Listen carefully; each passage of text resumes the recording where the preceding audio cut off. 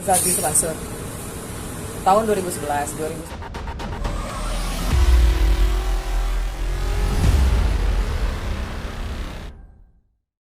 Assalamualaikum warahmatullahi wabarakatuh.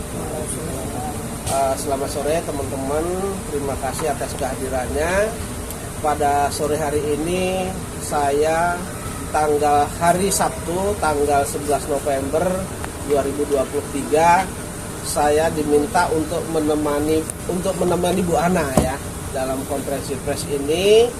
Kemudian Bu Ana akan menceritakan apa yang dialami, apa yang terjadi, nanti akan diceritakan kepada teman-teman semua. Sebelumnya saya memang sudah ketemu Bu Ana, dan Bu Ana konsultasi sama saya berkaitan dengan pokok permasalahan yang pernah dialami oleh Bu Ana, dan sudah saya jelaskan plus minusnya, sehingga Bu Ana ini minta kepada saya, Pak, saya akan membeberkan pokok permasalahan saya ini. Nanti kalau terjadi apa-apa, saya minta Pak Zaini sebagai penasihat hukum saya. Untuk lebih jelasnya, karena yang mengalami itu Bu Ana, yang merasakan itu Bu Ana, silakan Bu, disampaikan. Dari awal mulai mau hijrah. Awal saya ketemu beliau. Iya, awal ketemu sampai dengan nanti kejadian, terus kemudian cerai, nikah lagi, dan tata cara.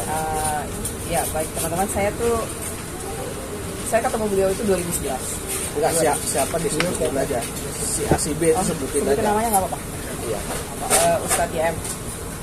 Gitu Pak. Iya, disebutin aja namanya. Oke. Nama terang juga bunyi. Nama terangnya. Nama terangnya. Oke, ya. Ustadz Yusuf Mansur. Tahun 2011. 2011 itu sekitar bulan. Saya waktu itu seperti saya pernah ceritakan di podcastnya Pak Darso, saya kan pengennya hijrah.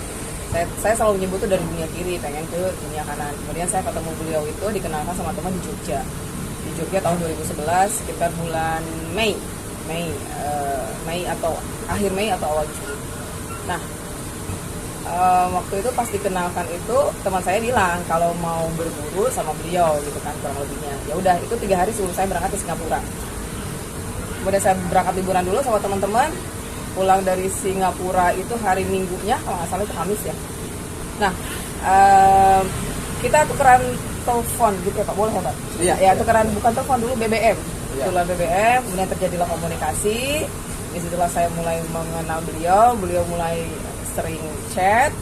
Kemudian 2 minggu kemudian saya berangkat lagi ke Singapura.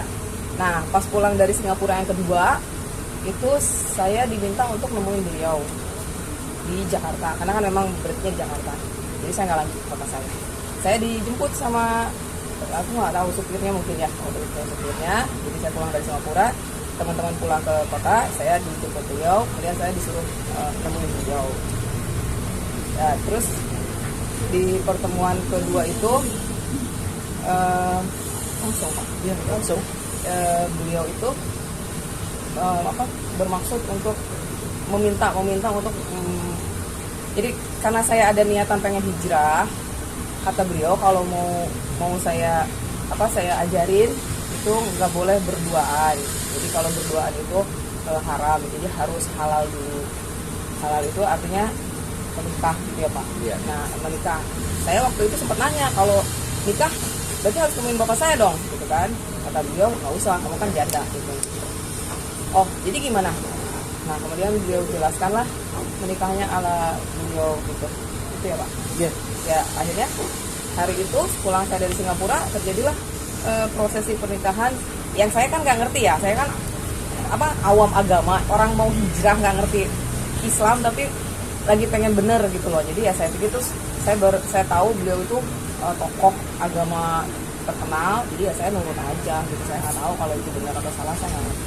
Jadi saya nurut aja. Malam itu tanggalnya sekitar awal Juni ini, saya harus flashback lagi, tapi di 2011 terjadilah prosesi pernikahan itu pulang saya dari Singapura. Nah, oke. Saya pikir setelah pernikahan itu terjadi, apa yang beliau janjikan, kemudian apa yang saya tujukan itu akan terjadi, umpamanya dibimbing, ketemu dalam posisi sudah halal kan boleh dong berdua ya kan, kemudian pada saat berdua dibimbing lah atau ditanya gimana sih layaknya kalau pasangan ke pasangannya, apa nanya makan lah atau apalah, dan ternyata selama perjalanan saya menikah dengan beliau nggak ada kok seperti itu, kecuali hanya dihubungi ketika untuk nemuin aja ke Jakarta. Sampai akhirnya terjadilah perceraian melalui BBM juga. Semuanya. Semuanya. Oke, kalau ditanya kerugian saya banyak banget. Saya dinikahi beliau itu di saat usia produktif 34 tahun sebagai seorang sekretaris direktur. Saya biasa keluar negeri, kemudian ada sebelum dicerai itu beliau menjanjikan pekerjaan. Jadi apa yang saya ceritakan di podcast pada saat itu memang real, itu kenyataan. Saya dijanjikan kerjaan, saya pikir namanya udah jadi pasangan, kalau ngasih kerjaan nggak ecek-ecek dong, apalagi saya kerjanya juga nggak ecek-ecek. Pindah ke Jakarta, kemudian dikasih pekerjaan. Tapi ternyata begitu September saya ngajuin resign 2012 atau 2013 saya lupa, resign, dan November tanggal 2 saya masih ingat banget, November tanggal 2 saya dicerai via BBM. Jadi saya kehilangan momen banyak banget, kerjaan, waktu. Kemudian kalau dinilai dari kompensasi rugi banget saya. Itu aja sih Pak. Ya. Jadi yang dialami oleh Bu Ana, apa yang sudah diceritakan tadi, kalau dari teman-teman ada yang kurang jelas silahkan ditanyakan. Mungkin siapa dulu yang bertanya, mungkin tiga orang dulu gitu. Jadi soal pernikahannya kan tadi dibilang nikahan versi beliau kan, nikahan seperti apa sih dimaksud? Nikah siri Iya nikah siri. Ada siapa aja saat itu, terus diajak langsung mengiyakan atau enggak? Enggak ada. Enggak ada saksi gitu? Enggak ada. Jadi ada gimana? Enggak ada siapa. Enggak ada siapa. Berarti tidak ada penghulu, Enggak ada. wali nggak ada? Enggak ada. Terus proses nikahnya gimana? Ini boleh ceritain. Jadi gitu mungkin diceritakan kayak yang kemarin, misalnya posisinya Bu Ana di sana di nikahnya itu di mana, ruangannya di mana, kemudian prosesi pernikahannya bagaimana? Cuman beliau aja sama saya. Berdua doang. Aku berdua aja. Bahasanya saya lupa. Di mana lokasinya? Di Jakarta, tapi saya lupa nama tempatnya. Jakarta Selatan? Pusat dari bandara. Tadinya dari bandara itu sekitar 30 menitan. Pokoknya kota deh. Tapi Mbak tidak curiga kenapa pernikahan tidak ada penghulu gitu kan, dan hanya berdua sah menikah gitu loh? Enggak. Karena aku nggak ngerti. Jadi dari Aku nggak pertemuan ngerti. kedua itu langsung diajak dan langsung mau? Ya, Atau gimana? ya karena aku sih mikirnya simpel aja. Oh, memang kalau kan memang beliau tidak menyentuh saya sebelum prosesi itu, jadi harus halal dulu bahasanya, harus halal dulu. Gitu aja sih. Itu di rumah atau di hotel? Di hotel, tapi saya lupa nama hotelnya, tapi hotel bagus sih. Cuma aku lupa di Jakarta Pusat. Di kamar atau di lobi atau Di kamar. Di kamar, Ya. langsung menikah gitu. Iya, Foto video mana? enggak ada. Berarti benar-benar berdua nggak ada ajudan mungkin? Ya supir. di bawah nunggu. Oh. Di bawah nunggu. Saya lupa namanya juga. Tapi ada yang nunggu di bawah. Tapi kalau seiring berjalannya sekarang Mbak Ana tahu misalkan belajar agama, menurut Mbak Ana itu pernikahannya yang sah, ideal kan waktu itu atau hanya cuma iming-iming saja? Jadi gini teman-teman, Bu Ana bercerita kepada saya bahwa Bu Ana ini baru pulang dari Singapura. Kemudian pada saat di Singapura, Bu Ana ini BBM-an, kemudian pulang dijemput oleh nggak tahu ajudan atau sopir. Kemudian awalnya akan di hotel di dekat bandara, tetapi di bandara ternyata penuh. Lalu Bu Ana ini katanya diajak ke hotel di sekitar Jakarta Pusat. Lalu di dalam kamar itulah mereka menikah ala yang bersangkutan itu. Tapi karena Bu Ana ini tidak paham agama, Bu Ana itu menganggap pernikahan tanpa wali kemudian tanpa penghulu itu dianggap sah gitu. Ya, Iya. seperti itu Iya. yang diceritakan kepada Iya. saya. Jadi orang yang nggak tahu kemudian diajak orang yang tahu merasa bahwa itu sah. Oke, Bang, kita garis bawahi Bang ya. Bukti kuat apa yang akhirnya bisa untuk melakukan penuntutan terhadap ustadz tersebut? Karena tidak ada bukti konkret terkait pernikahan siri. Jadi begini, plus minusnya berkaitan dengan membuka perkara ini sudah saya sampaikan ke Bu Ana. Cuman Bu Ana ini mengganjal pikirannya ketika itu tidak disampaikan begitu. Nah, terus kemudian Bu Ana di hadapan saya untuk menguatkan itu, tentu saya sebagai muslim percaya ketika Bu Ana ini mengucapkan sumpah di hadapan saya dan beberapa orang saksi, beliau bersumpah bahwa pernah terjadi pernikahan yang seperti itu begitu. Itu saja. Berarti tidak ada bukti konkret antara Bu Ana dengan Ustadz ini. Tidak ada. Pak konsep pas hari haknya. Iya, pas hari pernikahan atau saksi Chat atau aja kan. Kalau chat banyak. Chat tapi dulu BBM ya. Masih disimpan? Ada lah beberapa mas. Oh berarti chat aja Ah, ada chat. ya? beliau chat-chatnya, Screenshot chatting-chattingnya itu masih disimpan, sudah masih di screenshot. Dan saya pun sampai dengan saat ini catatannya belum tahu ya. Tapi beliau sudah di depan saya, Pak, benar ini terjadi. Kemudian Bu Ana sudah menuangkan dalam bentuk tulisan bahwa beliau berani bertanggung jawab bahwa ini terjadi. Kemudian untuk meyakinkan itu juga Bu Ana berani mengangkat sumpah bahwa itu memang pernah terjadi. Terus kemudian Bu Ana ini ya sudah, karena sudah menikah, mereka mengatakan di dalam pernyataan itu pernah melakukan hubungan suami istri. lalu apa yang diinginkan oleh Bu Ana saat ini? Ada speak up to public. Iya. Satu sebenarnya saya tuh ketika mau ngungkapin kan lama ya, saya pendam ya. Seiring berjalannya waktu banyak saya baca, saya tuh ngerasa jadi kaum perempuan tuh aduh kok begini banget ya. Nah saya pengen anggaplah kasus saya ini oke sudah terjadi, oke nggak apa-apa. Saya bilang korban nggak sih Pak? Ya. Mudah-mudahan dari kasus saya bisa diambil ibroh, jangan sampai terjebak atau terkesima, tersimpati jika suatu saat ada orang besar, kita orang besarnya nggak tahu siapa ya Pak ya, oknum, kemudian mengajukan seperti yang saya alami. Oke, Bu Ana kan menikah 2011 ya, 2013 diceraikan oleh dia. 2013 Ya. November tanggal Selama 2 tahun itu kan sering bertemu ya. 2. Iya. Apakah Bu Ana tidak memiliki bukti berduaan gitu dengan dia, ataukah dia melarang gitu? Nggak boleh. Berarti dia melarang. Suara Voice ada. voice ada. Berarti selama pertemuan itu dia mana sempat merekam pembicaraan yang buat bukti atau bukan? Enggak sih, hanya voice kadang ya biasa orang gimana sih kalau pasangan chat-chatan biasa ada chat-chatnya. selama 2 tahun itu nggak kayak pasutri normal. Enggak, Ada sama pembicaraan sekali lain. enggak ada. Aku nggak pernah ditanya kapan sholat, kapan di mana. Bahkan beliau coba tanya di mana saya tinggal, apa enggak? Sama sekali saya nggak tahu, dia nggak tahu saya tinggal di mana. Jadi apa ya? Ya begitu aja, ya begitu aja. Hanya hubungan jasmani gitu, nafkah batin aja. I don't know, maybe. Ya begitulah. Jadi saya hanya dikontak kalau suruh ke Jakarta. Gitu aja. Bang, ketika nanti Ustadz itu akan berbicara bahwa dia meminta bukti konkret dan ketika dia akan melakukan penuntutan, apakah ready Bu Ana ataupun pihak Abah? Karena plus minus ya, sebelum perkara ini dibuka sudah saya sampaikan, dan Bu Ana ketika Pak nanti yang paling terjelek adalah terjadi masalah hukum, Pak Zaini mau nggak dampingi saya begitu.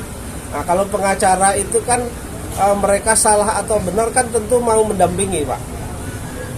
Ya katakanlah mereka ini bersalah, tentu salahnya di mana? Karena ini kan menuntut suatu keadilan. Dan kemudian Bu Ana sendiri itu merasa berdosa baik terhadap dirinya sendiri, kemudian anak-anaknya, kemudian dia ingin mengatakan kepada perempuan-perempuan yang lain bahwa jangan sampai ada kejadian seperti yang saya alami begitu. Berarti yang Bu Ana tuntut ini secara pengadilan kah atau apa gitu Bang? Hanya menyampaikan saja. Nggak ada. Ya. Saya hanya pengen mudah-mudahan nggak ada kasus lain Tidak ada korban-korban berikutnya. yang dilakukan oleh oknum ulama. Ya. Berarti nggak ada niat menggugat di pengadilan Nggak ada. atau menunjukkan pidana gitu?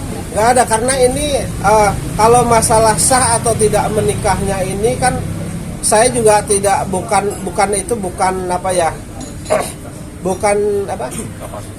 kapasitas saya untuk menilai, tapi menikahnya ini di luar yang biasa dilakukan ya. Kalau toh misalnya nikah siri tentu ada saksi, kemudian ada penghulunya. Nah, kemudian kalau nikah resmi tentu ada penghulunya, ada saksi dan dicatatkan. Ini di luar itu. Nah, nanti yang menilai itu sah atau tidak biar para ulama atau orang-orang pintar misalnya MUI dan lain sebagainya. Maaf Maaf Pak, yang belakang Pak, maaf. Ibu Mana? mau difoto di samping aja Pak. mana? Mungkin setelah speak minute takut nggak sih di hujat? Resiko apa pokoknya segala sesuatu itu ada resiko, jadi saya juga nggak bisa mengumpulkan atau menggiring opini harus semua membela saya, terserah netizen mau menghujat monggo, tapi saya hanya menyampaikan kebenaran aja. Mudah-mudahan nggak ada perempuan yang ngalamin kasus kayak saya, itu aja sih tujuan utamanya. Tapi sempat ada komunikasi nggak sebelum speak up? Ada Kapan terakhir? ini bulan apa sih? November. Ini November. November November tanggal 11 hari ini. berapa minggu yang lalu kali ya, saya lupa. Kekurangan apa? Biasa aja sih, maksudnya saya hanya nagih janji sih sebenarnya saat itu. Nagih janji karena beliau kan janjiin saya banyak banget. Saya tuh kehilangan materi itu saya untuk pekerjaan sebenarnya, karena saya punya anak yang harus dibesarin. Jadi saya hanya nuntut saat komunikasi kita itu nuntut tanggung jawab aja sih. Mau gimana nih? Gitu. Tapi ternyata responnya kurang. Jadi ya sudah. Oh jadi setelah itu akhirnya memutuskan untuk speak Iya. up. Yang dijanjikan Bu Ana apa aja? Banyak, dikasih rumah, kasih mobil, kasih kerjaan, apalagi uang tiap bulan kasih sekian nominalnya. Dibimbing untuk lebih Dibimbing untuk lebih dekat. Gak ada semua. dan beribadah dengan benar. Berarti tidak ada yang disambut atau Saya pernah tapi saya tidak memungkiri pernah dikasih bantuan. Iya, ya kan. Gak mungkin bohong banget, enggak pernah lah dikasih bantuan. Tapi kan maksud saya dikonversikan dengan kerugian saya belum seberapa tuh. gimana Bunda? Tapi selama 2 tahun itu nggak pernah protes kah? Itu kan tadi kan hubungan Protes terus sampai kemarin bulan lalu atau 2 bulan lalu kan protes sebenarnya.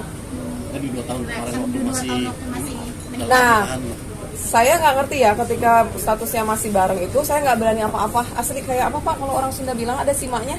Kayak diam lah, takut ya. Takut Takut gitu. kualat lah kalau bahasa gitu lah, Jawanya, karena ya. ngerasa gimana gitu. Tapi begitu setelah selesai, saya berani. Saya ketemu Pak Darso 2017. Sebenarnya 2017 itu udah mulai pengen speak up, cuman mundur lagi. Jadi sebenarnya sudah lama ketemu juga sama saya, konsultasi. Kemudian beliau mengatakan bahwa ini ada risiko dan lain sebagainya. Jadi plus minusnya sudah saya sampaikan semua. Dan beliau mengatakan pada hari ini tuh siap gitu loh. Bismillah aja. Bismillah. Waktu menceraikan lewat BBM itu alasan Ustaz DM apa ke Waktu itu posisi nyerahin saya 2 November itu saya lagi dia lagi ada di satu lokasi sama beliau loh. Jam 11 janjian ketemu, ada acara apa ya, MLM-nya itu apa sih? kayak veteran. Iyalah itu ya, di satu lokasi. Tapi ternyata terus pagi-pagi itu kan ada kita meeting leader gitu ya, meeting leader. Beliau di depan, saya di belakang. Tiba-tiba saya terima BBM, pesan cuman kita nggak bisa lanjut ya. Ya udah saya jawab, oke. Gimana, bisa nangis-nangis? Mana buat sekarang diungkapkan, Mbak? Ya karena jujur aja, mungkin baru sekarang aja titik hati saya untuk mudah-mudahan jangan sampai ada. Karena kan setelah sekian tahun saya ngitung nih kerugian saya nih. Oh ini mudah-mudahan. Untung saya kuat ya. Untung saya kuat, anak saya masih bisa kuliah dengan baik gitu. Saya juga nggak gila. Kan kalau perempuan lain bisa jadi gila tuh kan. Saya kehilangan kerjaan, saya kehilangan rumah, saya kehilangan keluarga, saya kehilangan banyak hal. Tapi saya masih berdiri tegak.